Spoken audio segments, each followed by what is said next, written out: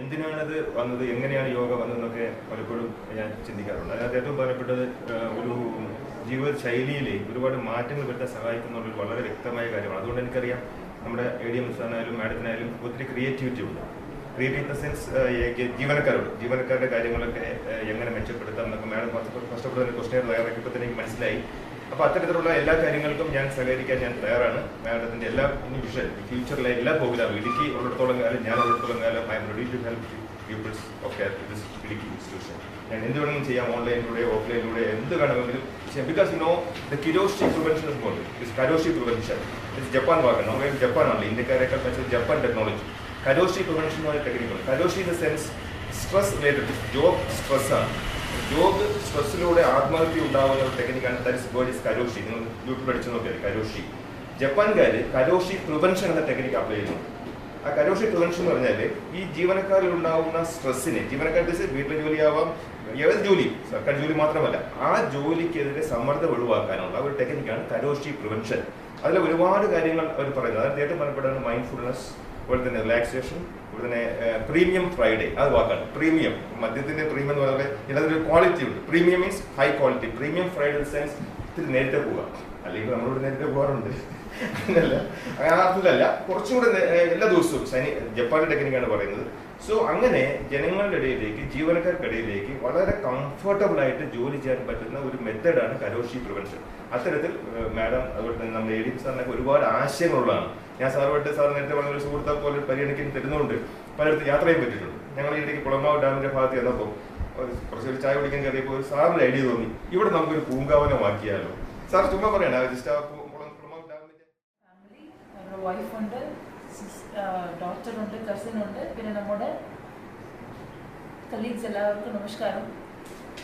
So എനിക്ക് ആദ്യം പറഞ്ഞല്ലോ, ഇവിടെ നമുക്ക് സ്റ്റാഫിന്റെ വെൽഫെയറിനെ കുറിച്ച് ഞങ്ങൾ കുറച്ച് ഇനിഷ്യലി വന്നപ്പോൾ സംസാരിച്ചപ്പോൾ പറഞ്ഞു, ഇവിടെ ഒരു സ്റ്റാഫുണ്ട് നന്നായിട്ട് യോഗ ചെയ്യും, എല്ലാവർക്കും നന്നായിട്ട് പഠിപ്പിക്കാൻ പറ്റുന്നവരാണെന്ന് പറഞ്ഞു. അങ്ങനെയാണ് എനിക്ക് ആദ്യം ബിജുവിനെ കുറിച്ച് എനിക്ക് പറഞ്ഞു കൊടുത്തത്. സോ പക്ഷേ എനിക്ക് അപ്പോഴാണ് പറഞ്ഞിട്ടില്ല, he's in the process of getting A PhD. ആ PhD യോഗ നേടിയിരിക്കുമെന്ന് പറഞ്ഞാൽ സാധാരണ കാര്യമല്ല. നമ്മൾ HS പറഞ്ഞതുപോലെ ആ പാഷൻ, ആ ഇനിഷ്യേറ്റീവ് ഉണ്ടെങ്കിൽ മാത്രമേ ചെയ്യാൻ സാധിക്കൂ. And he understood the value of yoga, and that is why he has taken efforts to acquire PhD in yoga. So ഇത് ഒരു വലിയ അച്ചീവ്മെൻ്റ് ആണ്. ഇതിൽ നിന്ന് നമ്മൾ തരുന്ന ഒരു ചെറിയ ഒരു ഹോണർ, ഒരു റെസ്പെക്റ്റ് ആണ് for what you have done. And ഇത് ആക്ച്വലി നമുക്ക് ബിജുക്ക് റെസ്പെക്റ്റ് കൊടുക്കണമെങ്കിൽ നമ്മൾ ചെയ്യേണ്ടത് എല്ലാവരും every day half an hour yoga ചെയ്താലാണ് ശരിക്കും നമ്മൾ കറക്റ്റ് ആയിട്ടുള്ള റെസ്പെക്ട് കൊടുക്കുന്നത്, അല്ലേ? ഇത് ജസ്റ്റ് ഒരു 10-15 മിനിറ്റ്സിന്റെ സംഭവമാണ്. whoever has love and respect for Biju will spend half an hour daily on yoga. Okay, നമുക്ക് നോക്കാം എത്ര പേര് ഉണ്ടെന്ന്. വീട്ടിലെല്ലാവരും ചെയ്യുന്നുണ്ടോ? ഭാഗമായി ഒരു ഡോക്ടറേറ്റ് ലഭിച്ചതിനെ സംബന്ധിച്ച് നമ്മൾ അനുമോദിക്കാനാണ് എന്നിവിടെ യോഗം കൂടിയിരിക്കുന്നത്. ബിജുവിനെ സംബന്ധിച്ച് വന്ന പീരീഡ് മുതൽ ഒരു ADM JS എന്നുള്ളൊരു ബന്ധമല്ല, ഒരു സുഹൃത്ത് എന്നുള്ള രീതിയിലാണ് ഇടപെട്ടിരിക്കുന്നത്. ബിജു ഇപ്പോൾ ഈ ഓഫീസിൽ നിന്ന് മാഡം വന്നപ്പോൾ പോകരുതായിരുന്നു എന്നാണ് എൻ്റെ ആഗ്രഹം. കാരണം മാഡം ഈ ഹാപ്പിനെസ് സർവേ ഒക്കെ എടുക്കുമ്പോൾ യോഗയൊക്കെ നടത്തി എപ്പോഴും ഹാപ്പി ആകാനായിട്ട് ആൾക്കാരോട് അഡ്വൈസ് ചെയ്തുകൊണ്ടിരിക്കുന്ന ഒരു വ്യക്തിത്വമായിരുന്നു ബിജു. അപ്പൊ തീർച്ചയായിട്ടും ഈ സമയത്ത് ബിജുവിന്റെ സാന്നിധ്യം ഇവിടെ ആവശ്യമായ ഒരു സാഹചര്യമായിരുന്നു.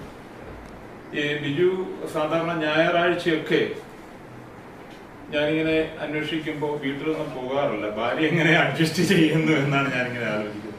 എന്താണെന്ന് ചോദിക്കുമ്പോൾ ഇടുക്കിയുടെ ചരിത്രവും ക്ഷേത്രങ്ങളുടെ ചരിത്രവും ഒക്കെ ആലോചിച്ച് കാട്ടിലുള്ള ട്രൈബ്സുമായിട്ടൊക്കെ ബന്ധപ്പെട്ട് ഏറ്റവും പെട്ടെന്ന് തന്നെ റവന്യൂവിൽ നിന്ന് മുക്തനാവാൻ അവസരം ഉണ്ടാകട്ടെ എന്ന് ഞാൻ ആഗ്രഹിക്കുന്നു.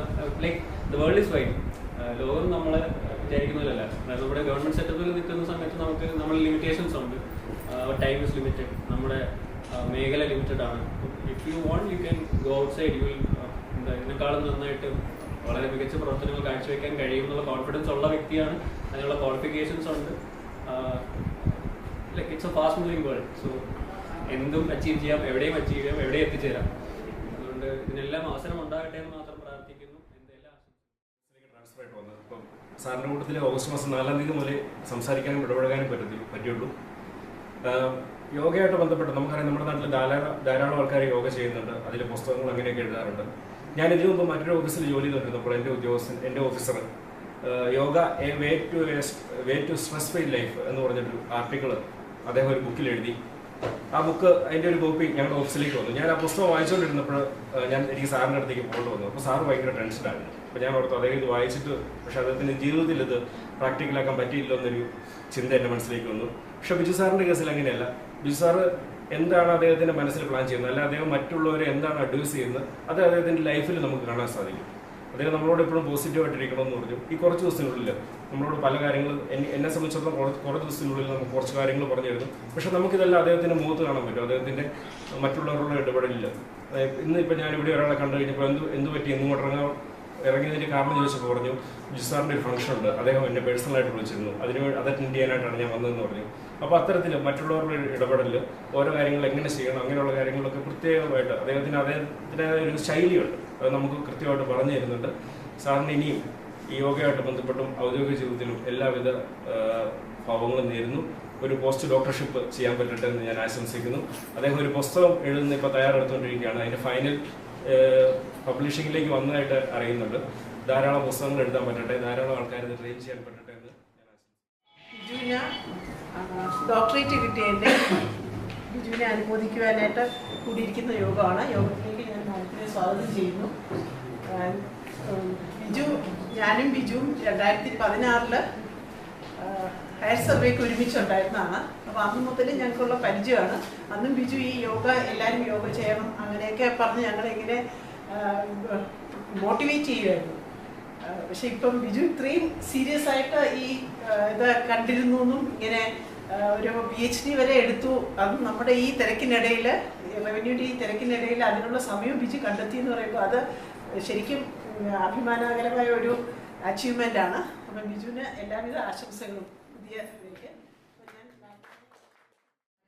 സാധിക്കാത്തവരോടും എല്ലാവർക്കും ഹൃദയം തന്നെ നന്ദി പറയുന്നു. ഒപ്പം ബിജു സാറിൻ്റെ ഫാമിലി അദ്ദേഹത്തിന് ഡോക്ടറേറ്റ് കിട്ടിയതിൽ വളരെയധികം സന്തോഷം ഈ സമയത്ത് അറിയിക്കുകയാണ്.